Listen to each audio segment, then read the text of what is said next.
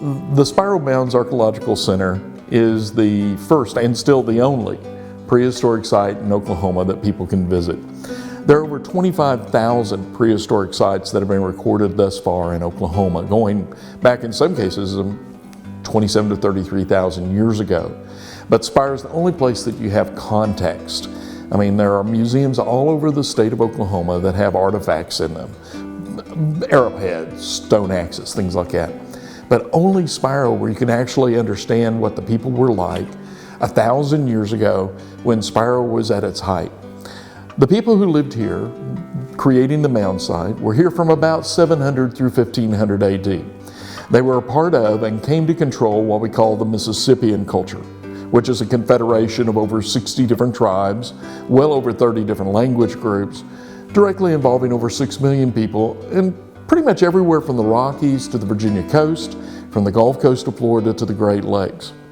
So Spiro was one of many sites, but it was probably the single most important prehistoric site in the United States.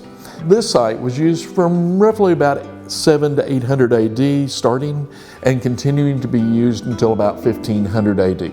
Now the city that surrounded us, which at its height was over 5 square miles, had about 10,000 people farming the river bottoms, living mainly on the terraces. That lasts longer than the mound site does, starting before and ending long after. But by about 1650, the mound site and the city surrounding it is abandoned. And it's mainly because of environmental changes and then also because of people from further east encroaching into this area and changing the dynamics politically and economically. Before Europeans bring in horses, there are only 2 ways of movement. You either walked where you needed to go, which isn't very efficient. It's hard to carry a lot on your own 2 feet very far, or you took a boat. The boats are dugouts, pirogues. The big transport boats can run from 30 to 60 feet long. In the art at Spiro, we know that at least some of them have sails.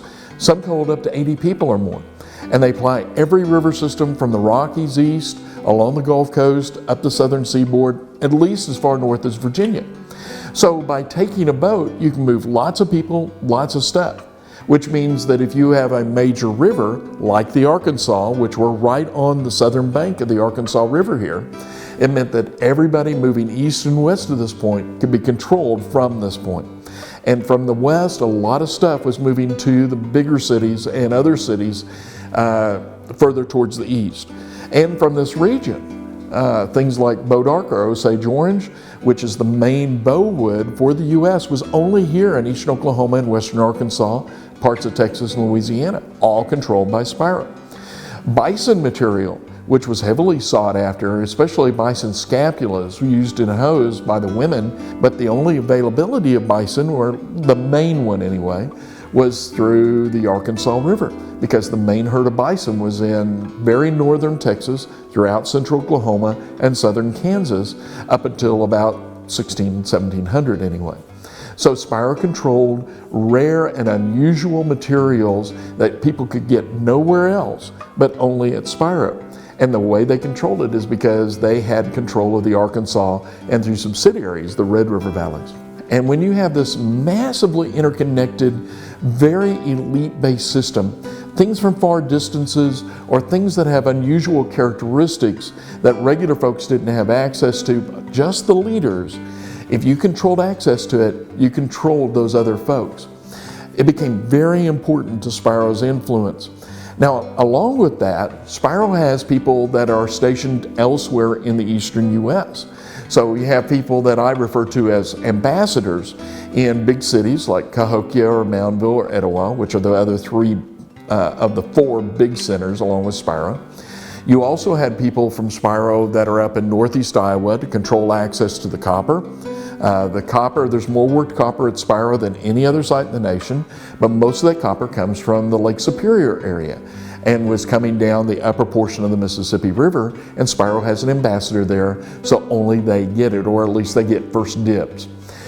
The conch shell, which is another very rare but also identifiably special elite item, is a special kind of conch which only occurs in the southern tip of Florida. Spiro has an ambassador there.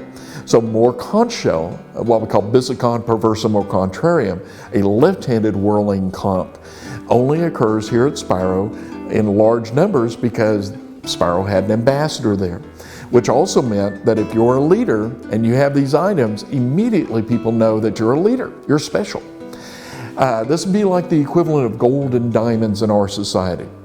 And Spiro has more of this stuff than any other place in the nation. The conch shells are very important because it's also the only pan-tribal writing system for the U.S. prehistorically. It's their equivalent of the Bible. So things like how the world was created, where first fire comes from, major ceremonies like the busk or green corn, rattlesnake dance, black drink ceremony. The only place where prehistorically, before Europeans come in, that we have that information is here at Spiro. So it's their equivalent of the Bible, and Spiro is where it ends up resting. So it gives us a glimpse into a past that no other place in the U.S. has. Another unique character of the art at Spiro is that it's almost the only place in the U.S. that Native Americans show themselves, this is before Europeans come in anyway, show themselves in a natural way. In other words, not an abstract form like stick figures and things of that nature, but in very natural, very realistic manners. So some of the pieces of pipe that you're going to see here, the effigy pipe especially, what you're looking at is the original owner of that pipe as they looked 1,000 years ago. We don't have to guess what they were like, they show us. And that gives a face that no other place in the nation really has.